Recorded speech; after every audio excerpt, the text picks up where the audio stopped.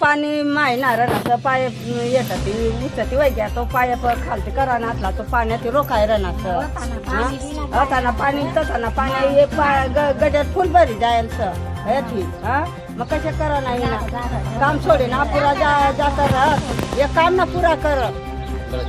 बडा जंतू पडी गे असतात बारीक पोरे सोरे गरीब लोक मजुरीला जातात कोण ध्यान दे बरं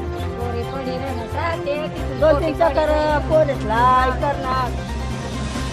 कथा काय करीत बरं येतात ना